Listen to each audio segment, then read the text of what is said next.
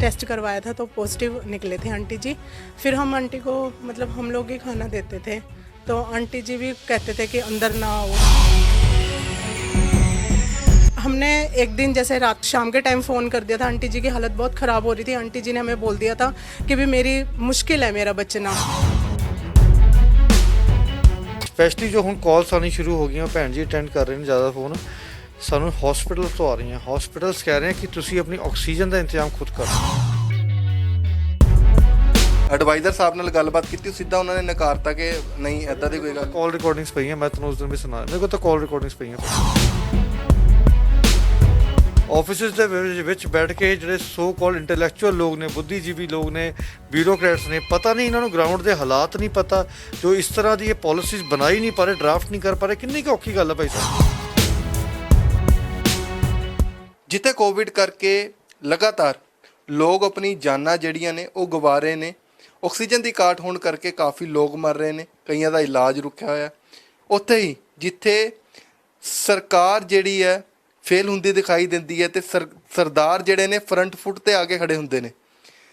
ਸਭ ਤੋਂ ਪਹਿਲਾਂ ਗੱਲਬਾਤ ਕਰ ਲੈਂਦੇ ਹਾਂ। ਸਰਕਾਰ ਦੇ ਹੱਥ ਖੜੇ ਹੋ ਚੁੱਕੇ ਆ, ਫਿਰ ਮੁੜ ਤੋਂ ਸਰਦਾਰ ਅੱਗੇ ਆਇਆ। ਸਭ ਤੋਂ ਪਹਿਲਾਂ ਕੀ ਕਹਿਣਾ ਚਾਹੋਗੇ? ਸਭ ਤੋਂ ਪਹਿਲਾਂ ਤੁਹਾਨੂੰ ਇਹ ਵੀ ਦੱਸ ਦਿੰਦੇ ਹਾਂ ਕਿ ਮਾਤਾ ਜੀ ਨੂੰ ਕੋਵਿਡ ਸੀਗਾ, ਕੋਵਿਡ ਪੋਜ਼ਿਟਿਵ ਮਾਤਾ ਜੀ ਸੀਗੇ। ਉਸ ਤੋਂ ਬਾਅਦ ਹੁਣ ਨੈਗੇਟਿਵ ਹੋ ਚੁੱਕੇ ਨੇ। ਇਹ ਭਾਜੀ ਸਾਡੇ ਨਾਲ ਨੇ, ਇਹਨਾਂ ਨੇ ਆਕਸੀਜਨ ਜਿਹੜੇ ਸਿਲੰਡਰ ਨੇ, ਸਿਲੰਡਰ ਵੀ ਤੁਹਾਨੂੰ ਦਿਖਾ ਦਿੰਦੇ ਆ, ਸਿਲੰਡਰ ਸਪਲਾਈ ਕੀਤੇ, ਸਾਰੀ ਚੀਜ਼ ਕੀਤੀ। ਤੇ ਉਸ ਤੋਂ ਬਾਅਦ ਸਭ ਤੋਂ ਪਹਿਲਾਂ ਗੱਲ ਕਰਦੇ ਆ ਜੀ, ਸਭ ਤੋਂ ਪਹਿਲਾਂ ਕਾਲ ਕਿਹਦੀ ਆਈ ਤੁਹਾਨੂੰ ਜੀ? ਕਿੱਦਾਂ ਤੁਹਾਨੂੰ ਪਤਾ ਲੱਗਾ ਇੱਥੇ ਪੇਸ਼ੈਂਟ ਹੈ? ਕਿੱਦਾਂ ਆਕਸੀਜਨ ਇੱਥੇ ਪਹੁੰਚਾਈ ਗਈ? ਭਾਜੀ ਮੈਂ ਸ਼ੁਰੂ ਤੋਂ ਹੀ ਕਹਿ ਰਿਹਾ ਕਿ ਕੋਵਿਡ ਦੇ ਦੌਰ ਦੇ ਵਿੱਚ ਇਨਸਾਨੀਅਤ ਨਹੀਂ ਹਾਰਨੀ ਚਾਹੀਦੀ। ਇਹਨਾਂ ਦੇ ਪੜੋਸੀ ਬੜੇ ਅੱਛੇ ਨੇ, ਇਹਨਾਂ ਨੇ ਪੜੋਸੀਆਂ ਨੇ ਮੈਨੂੰ ਬਾਰ-ਬਾਰ ਫੋਨ ਕੀਤਾ। ਇੱਕ ਦਿਨ ਦੇ ਵਿੱਚ ਲਗਾਤਾਰ 3-4 ਪੜੋਸੀਆਂ ਨੇ ਲਗਾਤਾਰ ਫੋਨ ਕੀਤੇ ਕਿ ਮਾਤਾ ਜੀ ਨੂੰ ਲੋੜ ਹੈ। ਮਾਤਾ ਜੀ ਇਕੱਲੇ ਰਹਿੰਦੇ ਸੀ, ਇਹਨਾਂ ਦੀ ਕੰਧ ਦੇ ਉੱਪਰ ਰੋਟੀ ਰੱਖ ਦਿੰਦੇ ਸੀ, ਇਹਨਾਂ ਦੇ ਆਕਸੀਜਨ ਲੈਵਲ ਲੋ ਸੀ। ਆ ਭੈਣ ਜੀ ਨੇ ਬੜੇ ਫੋਨ ਕੀਤੇ ਔਰ ਅਸੀਂ ਇਸ ਸੇਵਾ ਲੈ ਕੇ ਆਏ ਸੀ। ਫਿਰ चलो पहले इन्होंने वाली गलबात कर लेने।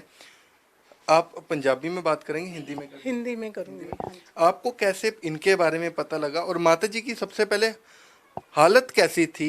कैसे माता जी बाहर बैठे होते थे, उन्होंने बोला कि रोटी रखते थे? आप शुरू से सारी बात बताइए। हाँ जी, आंटी को 24 तारीख को हमें पता चला आंटी जी हमारे पॉजिटिव हैं 24 तारीख को। तो उसके बाद फिर यहाँ आंटी जी के कोई रिश्तेदार नहीं रहते थे, सिर्फ हम ही आंटी की देखभाल करते हैं यहाँ पर। हाँ जी, आंटी जी अकेले रहते हैं यहाँ पे, तो हम लोग ही इनकी देखभाल करते हैं। तो कैसे पता लगा, कौन से हालात बन चुके थे उस टाइम जब खाना बाहर रखना पड़ा? माता जी की क्या पॉजिटिव इनकी जो रिपोर्ट आई थी, हमने आंटी ने टेस्ट करवाया था तो पॉजिटिव निकले थे आंटी जी। फिर हम आंटी को मतलब हम लोग ही खाना देते थे, तो आंटी जी भी कहते थे कि अंदर ना आओ। मतलब वो उनको पता था कि भी ये बीमारी कैसी है, आज महामारी बहुत ज़्यादा तकलीफ देती है। ऑक्सीजन की जरूरत उनको पड़ी उस टाइम, हालत कैसी थी इनकी? आंटी जी की बहुत हालत वो थी, बिल्कुल ही 65 पे इनकी वो जो ऑक्सीजन लेवल था वो 65 पे आ गया था घर में। ये पीजीआई गए थे, पीजीआई से दूसरे दिन ही छुट्टी करा के घर आ गए थे। लेकिन आंटी की तबीयत बहुत ज़्यादा मतलब ख़राब थी। हमें तो हम बहुत मुश्किल से आंटी जी को कंट्रोल कर पाए। आंटी जी की हालत ख़राब थी तो पीजी वाले ने छुट्टी कैसे दे दी जब ऑक्सीजन लेवल? हमने लेके की थी, क्योंकि रिश्तेदार जो थे वो नहीं रह पा रहे थे, तो इसकी वजह से घर से तो उसके बाद ऑक्सीजन कहाँ ट्राई करी?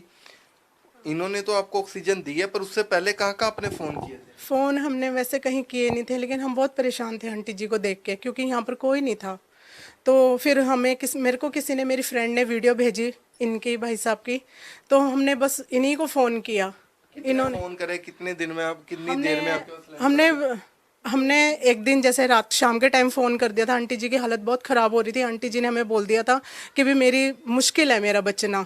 तो हम इतने परेशान हुए, हम जगह जगह फ़ोन कर रहे थे, लेकिन कोई हमारा फ़ोन नहीं उठा रहा था।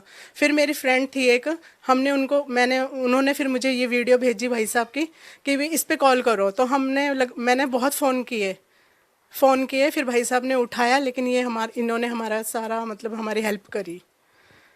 भाजी की कहना चाहूँगे, एक तरफ लुट खो हो रही है, अगर प्राइवेट ਹਸਪਤਾਲਾਂ ਦੀ ਗੱਲ ਕਰੀਏ ਤਾਂ ਇੱਕ ਦਿਨ 'ਚ ਲੱਖ ਰੁਪਏ ਬਿੱਲ ਬਣ ਰਹੇ ਆ, ਤੇ ਸਵੇਰੇ ਜਦੋਂ ਉਹਨਾਂ ਦੀ ਬੋਡੀ ਜਦੋਂ ਕਰੋਨਾ ਪੇਸ਼ੈਂਟ ਮਰ ਜਾਂਦੇ ਨੇ, ਸਵੇਰੇ ਜਦੋਂ ਉਹਨਾਂ ਦੀ ਬੋਡੀ, ਪਹਿਲੀ ਗੱਲ ਤਾਂ ਹੈਂਡਓਵਰ ਨਹੀਂ ਕੀਤੀ ਜਾਂਦੀ, ਸਭ ਤੋਂ ਪਹਿਲਾਂ ਉਹਨਾਂ ਤੋਂ ਪੈਸੇ ਮੰਗੇ ਜਾਂਦੇ ਆ। ਸਭ ਤੋਂ ਪਹਿਲਾਂ ਜਦੋਂ ਐਡਮਿਟ ਹੋਣਾ ਹੁੰਦਾ, ਸਭ ਤੋਂ ਪਹਿਲੇ ਵੀ ਪੈਸੇ ਮੰਗੇ ਜਾਂਦੇ ਕਿ ਸਾਨੂੰ 50,000 ਰੁਪਏ ਦਿਓ, ਲੱਖ ਦਿਓ, ਤਾਂ ਅਸੀਂ ਬੈੱਡ ਅਵੇਲੇਬਲ ਕਰਾ ਸਕਦੇ ਹਾਂ। ਉਸ ਤੋਂ ਬਾਅਦ ਅਗਰ ਉਹਨਾਂ ਦੀ ਡੈਥ ਹੋ ਜਾਂਦੀ ਹੈ ਤੇ ਉਸ ਤੋਂ ਬਾਅਦ ਪਹਿਲੇ ਜਿਹੜਾ ਉਹਨਾਂ ਤੋਂ ਬਿੱਲ ਜਿਹੜੇ ਨੇ ਭਰਵਾਏ ਜਾਂਦੇ ਨੇ। ਕੀ ਕਹਿਣਾ ਚਾਹੋਗੇ ਭਾਜੀ? ਪਿਛਲੇ 24 ਘੰਟੇ ਦੇ ਵਿੱਚ ਸਪੈਸ਼ਲੀ ਜੋ ਕਾਲਸ, ਸਾਨੂੰ 2 ਤੋਂ 2,500 ਕਾਲਸ ਆ ਰਹੀਆਂ ਨੇ।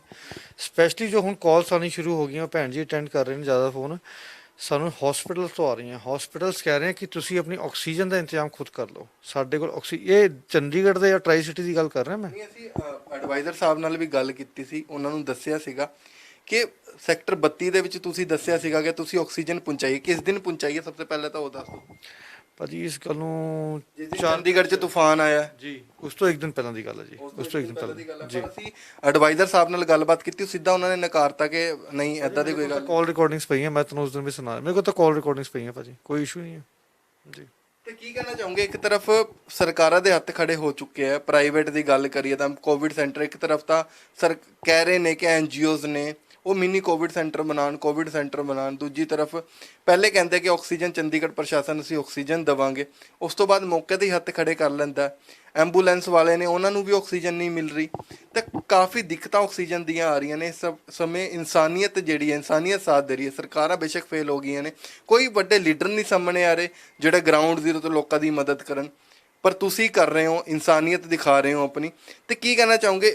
2 ਤੋਂ 2,500 ਕੋਲਾਂ ਤੁਹਾਨੂੰ ਆ ਰਹੀਆਂ ਨੇ, ਕਿੱਥੋਂ ਕੋਲਾਂ ਆ ਰਹੀਆਂ ਨੇ ਤੇ ਕਿੱਥੇ ਦੇ ਜਿਹੜੇ ਪੇਸ਼ੈਂਟ ਤੁਹਾਨੂੰ ਮਿਲ ਰਹੇ ਨੇ?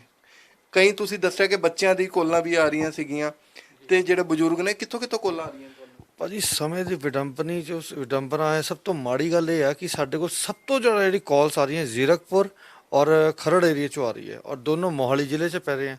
ਮੋਹਾਲੀ ਜ਼ਿਲ੍ਹੇ 'ਚ ਐਡਮਿਨਿਸਟ੍ਰੇਸ਼ਨ ਕੋਲ ਐਪਲੀਕੇਸ਼ਨ ਲਗਾਏ ਹੋਏ ਸਾਨੂੰ 4 ਦਿਨ ਹੋ ਗਏ, ਸਾਨੂੰ ਮਨਜ਼ੂਰੀ ਨਹੀਂ ਮਿਲ ਰਹੀ। ਅਸੀਂ ਇਹ ਸ਼ੁਰੂ ਕਰਨਾ ਚਾਹ ਰਹੇ ਹਾਂ, ਸਾਨੂੰ ਹੱਲਾਸ਼ੇਰੀ ਨਹੀਂ ਮਿਲ ਰਹੀ। ਸਾਨੂੰ ਰਿਟਰਨ ਦੇ ਵਿੱਚ ਪਰਮਿਸ਼ਨ ਮਿਲ ਜੇ, ਅਸੀਂ ਸ਼ੁਰੂ ਕਰੀਏ। ਚੰਡੀਗੜ੍ਹ ਗਵਰਨਮੈਂਟ ਨੇ 4-5 ਬਣਾ ਲਏ, ਬਟ ਉਹ ਵੀ ਫੁੱਲ ਪਏ ਆ ਸਾਰੇ, ਉੱਥੇ ਵੀ ਉਹਨਾਂ ਨੂੰ ਆਕਸੀਜਨ ਨਹੀਂ ਮਿਲ ਰਹੀ। ਮੈਂ ਕੱਲ ਜੋ ਨੋਡਲ ਆਫਿਸਰ ਹੈ ਯਸ਼ਪਾਲ ਗਰਗ, ਮੈਂ ਦੇਖ ਰਿਹਾ ਸੀ ਉੱਥੇ ਲਗਾਤਾਰ ਫੋਨਸ ਆ ਰਹੇ ਸੀ ਐਂਬੂਲੈਂਸ ਵਾਲੇ ਔਰ ਜੋ ਅਦਰ ਜਿਨ੍ਹਾਂ ਨੇ ਖੋਲ੍ਹੇ ਨੇ ਉੱਥੇ 4-5, ਉਹਨਾਂ ਸਭ ਦੇ ਫੋਨ ਆ ਰਹੇ ਸੀ, ਉਹਨਾਂ ਨੂੰ ਆਕਸੀਜਨ ਨਹੀਂ ਮਿਲ ਰਹੀ। ਕਿਸੇ ਨੂੰ 4 ਸਿਲੰਡਰ, ਕਿਸੇ ਨੂੰ 5 ਸਿਲੰਡਰ। 4-5 ਸਿਲੰਡਰ ਹੁੰਦੇ ਕਿਆ? ਕੁਝ ਵੀ ਨਹੀਂ ਹੁੰਦੇ ਕੋਵਿਡ ਪੇਸ਼ੈਂਟ ਲਈ। ਇਸ ਤਰੀਕੇ ਦੀ ਪਰੇਸ਼ਾਨੀ ਨਾਲ ਸਾਰੇ ਜੂਝ ਰਹੇ ਆ।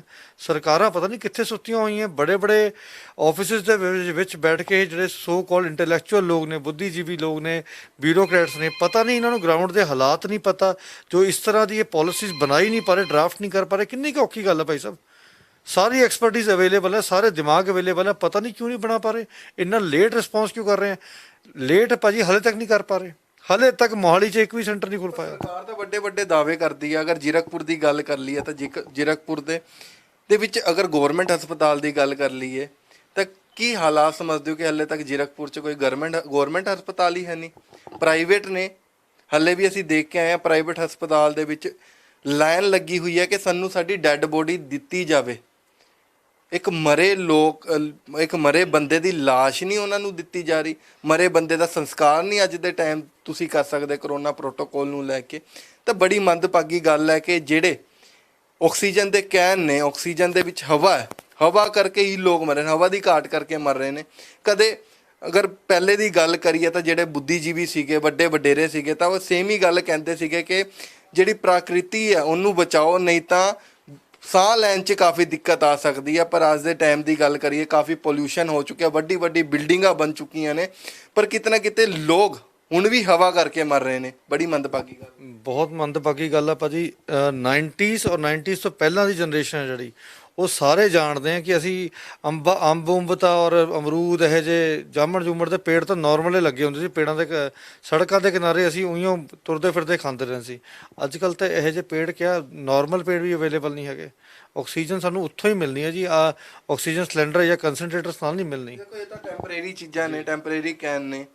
ਪਰ ਕਈ ਲੋਕ ਇੱਦਾਂ ਦੀ ਵੀ ਕੋਲ ਆਈ ਹੈ, ਕਿਉਂਕਿ ਅਸੀਂ ਹੁਣ ਵੀ ਗੱਲਬਾਤ ਕਰ ਰਹੇ ਸੀ ਆਕਸੀਜਨ ਦੇ ਕੈਨ, ਲੋਕੀ ਇੰਨੇ ਡਰੇ ਹੋਏ ਨੇ ਜਿਨ੍ਹਾਂ ਨੂੰ ਲੋੜ ਵੀ ਹੈ ਨਹੀਂ, ਉਹ ਵੀ ਆਕਸੀਜਨ ਦੇ ਕੈਨ, ਆਕਸੀਜਨ ਸਿਲੰਡਰ ਆਪਣੇ ਘਰ ਰੱਖ ਰਹੇ ਨੇ ਕਿ ਕੱਲ ਨੂੰ ਕੋਈ ਇੱਦਾਂ ਦੀ ਸਥਿਤੀ ਬਣ ਸਕੀ ਤਾਂ ਆਪਾਂ ਬੈਕਅਪ ਰੱਖੀਏ। ਇੱਦਾਂ ਦੇ ਫੋਨ ਵੀ ਤੁਹਾਨੂੰ ਆ ਰਹੇ, ਕਿਉਂਕਿ ਕਾਫੀ ਕੇਸ ਦੇਖਣ ਨੂੰ ਮਿਲ ਰਿਹਾ ਜਿਹੜੇ ਲੋਕ ਡਰੇ ਹੋਏ ਨੇ, ਸਿਰਫ ਡਰ ਕਰਕੇ ਹੀ ਆਪਣੇ ਘਰ ਦੇ ਵਿੱਚ ਸਿਲੰਡਰ ਰੱਖ ਰਹੇ ਨੇ। ਭਾਜੀ ਹਾਈਪ ਇੰਨਾ ਕ੍ਰੀਏਟ ਹੋ ਗਿਆ, ਡਰ ਇੰਨਾ ਫੈਲ ਗਿਆ, ਲੋਕ ਚੰਗੇ ਭਲੇ ਖਾਂਦੇ ਪੀਂਦੇ ਪਰਿਵਾਰਾਂ ਦੇ ਸਾਨੂੰ ਲਗਾਤਾਰ ਫੋਨ ਕਰ ਰਹੇ ਆ, ਉਹ ਪ੍ਰੀਕਾਸ਼ਨਰੀ ਰੱਖਣਾ ਚਾਹੁੰਦੇ ਆ ਬਟ ਅਸੀਂ ਨਹੀਂ ਦਿੰਦੇ। ਅਸੀਂ ਜੇ ਸਾਰੇ ਅਮੀਰ ਬੰਦੇ ਹੀ ਆਕਸੀਜਨ ਸਿਲੰਡਰ ਜਮ੍ਹਾਂ ਆਪਣੇ ਆਪਣੇ ਘਰਾਂ ਦੇ ਵਿੱਚ ਕਰ ਲੂਗੇ, ਸਧਾਰਨ ਬੰਦਾ ਕਿੱਥੇ ਜਾਏਗਾ ਫਿਰ? ਸਧਾਰਨ ਬੰਦਾ ਕਿੱਥੇ ਜਾਏਗਾ? ਉਹ ਤਾਂ ਉਹਦੀ ਵਾਰ ਨੂੰ ਤਾਂ ਆਕਸੀਜਨ ਸਿਲੰਡਰ ਮਿਲਣਾ ਹੀ ਨਹੀਂ ਹੈਗਾ ਫਿਰ। 9814119214 9814192214 ਸਾਡਾ ਨੰਬਰ ਹੈ। ਅਸੀਂ ਟਰਾਈ ਸਿਟੀ ਚੰਡੀਗੜ੍ਹ ਮੋਹਾਲੀ ਪੰਚਕੂਲਾ ਦੇ ਵਿੱਚ ਆਕਸੀਜਨ ਸਿਲੰਡਰ ਦੀ ਸੇਵਾ ਨਿਭਾ ਰਹੇ ਹਾਂ ਔਰ ਨਾਲ ਹੁਣ ਅਸੀਂ ਆਕਸੀਜਨ ਕੰਸਨਟ੍ਰੇਟਰਸ ਜੋ ਕਿ ਬਜ਼ੁਰਗ ਘਰਾਂ ਦੇ ਵਿੱਚ ਇਕੱਲੇ ਬੈਠੇ ਭਾਜੀ, ਅਸੀਂ ਉਹਨਾਂ ਨੂੰ ਵੀ ਆਕਸੀਜਨ ਕੰਸਨਟ੍ਰੇਟਰ ਅਵੇਲੇਬਲ ਕਰਾ ਰਹੇ ਹਾਂ ਹੁਣ, ਕਿਉਂਕਿ ਉਹ ਦੁਬਾਰਾ ਰਿਫਿਲ ਨਹੀਂ ਕਰਵਾ ਸਕਦੇ। ਇਸ ਲਈ ਅਸੀਂ ਉਹਨਾਂ ਨੂੰ ਆਕਸੀਜਨ ਕੰਸਨਟ੍ਰੇਟਰ ਕਰਾ ਸਕਦੇ ਹਾਂ। ਸਾਨੂੰ ਕੋਈ ਵੀ ਕੰਟੈਕਟ ਕਰ ਸਕਦਾ ਹੈ। ਰਾਤ ਨੂੰ ਕਈ ਵਾਰ ਅਸੀਂ ਫੋਨ ਨਹੀਂ ਚੱਕ ਪਾਉਂਦੇ, ਲੇਕਿਨ ਅਸੀਂ ਦਿਨ ਦੇ ਵਿੱਚ ਸਾਰੇ ਫੋਨ ਚੱਕ ਰਹੇ ਹਾਂ। ਕਿੰਨੇ ਟਾਈਮ ਪੀਰੀਅਡ ਕੀ ਰਹਿੰਦਾ ਕਿ ਜਦ ਲੋਕੀ ਜ਼ਿਆਦਾ ਫੋਨ ਕਰਨ 10 ਤੋਂ ਲੈ ਕੇ 9 ਤੋਂ ਲੈ ਕੇ ਸਵੇਰ ਤੋਂ ਕਿੰਨੇ ਸਮੇਂ ਤੋਂ ਕਿੰਨੇ ਵਜੇ ਤੱਕ ਲੋਕੀ ਤੁਹਾਨੂੰ ਫੋਨ ਕਰਨ? ਭਾਜੀ ਸਵੇਰੇ 8 ਵਜੇ ਤੋਂ ਲੈ ਕੇ ਰਾਤ ਦੇ 10 ਵਜੇ ਤੱਕ ਅਸੀਂ ਅਵੇਲੇਬਲ ਹਾਂ। ਕਈ ਵਾਰ ਰਾਤ ਨੂੰ ਵੀ ਹੁੰਦੇ ਆ, ਲੇਕਿਨ ਮੈਕਸਿਮਮ ਟਾਈਮ ਇਸੇ ਟਾਈਮ ਅਵੇਲੇਬਲ ਹਾਂ। 10 ਵਜੇ ਤੋਂ ਬਾਅਦ ਜਿਹਨੂੰ ਚਾਹੀਦੀ ਹੈ ਤਾਂ ਟੈਕਸਟ ਕਰਨ, ਮੇਲ ਕਰਨ, ਕੀ ਕਰਨ? ਨਹੀਂ ਭਾਜੀ, ਸਾਡਾ ਫੇਸਬੁੱਕ ਪੇਜ ਹੈ ਸਰਵ ਹਿਊਮੈਨਿਟੀ ਸਰਵ ਗੋਡ ਚੈਰੀਟੇਬਲ ਟਰਸਟ। ਜੇ ਸਾਡਾ ਫੋਨ ਲਗਾਤਾਰ ਬਿਜ਼ੀ ਆ ਰਿਹਾ ਕਿਉਂਕਿ ਬਹੁਤ ਜ਼ਿਆਦਾ ਕਾਲਸ ਆਉਂਦੀਆਂ, ਸਾਨੂੰ ਉਸ 'ਤੇ ਮੈਸੇਜ ਕਰ ਦਿਓ, ਅਸੀਂ ਵਿਦਨ ਹਾਫ ਆਵਰ ਅਸੀਂ ਤੁਹਾਨੂੰ ਰਿਪਲਾਈ ਜ਼ਰੂਰ ਕਰਾਂਗੇ। ਮਾਤਾ ਜੀ ਕੀ ਕਹਿਣਾ ਚਾਹੋਗੇ ਇਹਨਾਂ ਬਾਰੇ? ਸਭ ਤੋਂ ਪਹਿਲਾਂ ਕੀ ਕਹਿਣਾ ਚਾਹੋਗੇ? बहुत बहुत धन्यवाद बच्चों को, इन्होंने जल्दी हमारी डिमांड पूरी की। ਤੇ ਮਾਤਾ ਜੀ ਨੂੰ ਪਹਿਲੇ ਕੋਵਿਡ ਪੋਜ਼ਿਟਿਵ ਸੀਗੇ, ਹੁਣ 네ਗੇਟਿਵ ਹੋ ਚੁੱਕਿਆ, ਰਿਪੋਰਟ ਮਾਤਾ ਜੀ ਕੋਲ ਹੈ, ਪਰ ਜਾਣਨ ਦੀ ਕੋਸ਼ਿਸ਼ ਕਰ ਰਿਹਾ ਕਿ ਇਨਸਾਨੀਅਤ ਜਿਹੜੀ ਹੈ ਹਾਲੇ ਤੱਕ ਲੋਕਾਂ ਦੀਆਂ ਜਾਨਾਂ ਬਚਾ ਰਹੀਆਂ ਨੇ। ਵੱਡੇ ਵੱਡੇ ਸਿਆਸਤਦਾਰ ਵੱਡੇ ਵੱਡੇ ਦਾਅਵੇ ਕਰਦੇ ਨੇ, ਵੱਡੀ ਵੱਡੀ ਸਰਕਾਰਾਂ ਜਿਹੜੀਆਂ ਨੇ ਦਾਅਵੇ ਕਰਦੀਆਂ ਨੇ ਕਿ ਅਸੀਂ ਲੋਕਾਂ ਲਈ ਇਹ ਕਰ ਦਾਂਗੇ, ਅਸੀਂ ਲੋਕਾਂ ਲਈ ਉਹ ਕਰ ਦਾਂਗੇ, ਪਰ ਉਹੀ ਲੋਕ ਜਿਹੜੇ ਨੇ ਜਦੋਂ ਚੋਣਾਂ ਆਉਂਦੀਆਂ ਨੇ ਵੱਡੇ ਵੱਡੇ ਵਾਅਦੇ ਕੀਤੇ ਜਾਂਦੇ ਨੇ, ਪਰ ਕਿਤੇ ਨਾ ਕਿਤੇ ਕੋਈ ਆਪਦਾ ਆ ਜਾਂਦੀ ਹੈ, ਕੋਈ ਮਹਾਂਮਾਰੀ ਆ ਜਾਂਦੀ ਹੈ ਤਾਂ ਦੇਖ ਸਕਦੇ ਹੋ ਲੋਕ ਕਿੱਦਾਂ ਮਰ ਰਹੇ ਨੇ। ਲੋਕਾਂ ਦੀਆਂ ਜਾਨਾਂ ਦੀ ਵੈਲਿਊ ਤੁਸੀਂ ਦੇਖ ਸਕਦੇ ਹੋ ਕਿ ਹਾਲੇ ਤੱਕ ਕੋਈ ਸਰਕਾਰ ਜਿਹੜੀ ਹੈ ਲੋਕਾਂ ਦੀਆਂ ਜਾਨਾਂ ਦੀ ਵੈਲਿਊ ਨਹੀਂ ਲਗਾ ਪਾ ਰਹੀ। ਤੇ ਇਸ ਨੂੰ ਲੈ ਕੇ ਤੁਸੀਂ ਕੀ ਸੋਚਦੇ ਹੋ? ਸਾਨੂੰ ਕਮੈਂਟ ਬਾਕਸ ਦੇ ਵਿੱਚ ਕਮੈਂਟ ਕਰਕੇ ਜੋ ਦੱਸੋ। ਵੀਡੀਓ ਜਰਨਲਿਸਟ ਪੰਕਜ ਦੇ ਨਾਲ ਜੈਵਰਮਾ ਸੰਜਟ ਵੀ Chandigarh. Please subscribe our channel and press the bell icon ताकि कोई भी नवी अपडेट तुझे बिल्कुल भी मिस ना करो।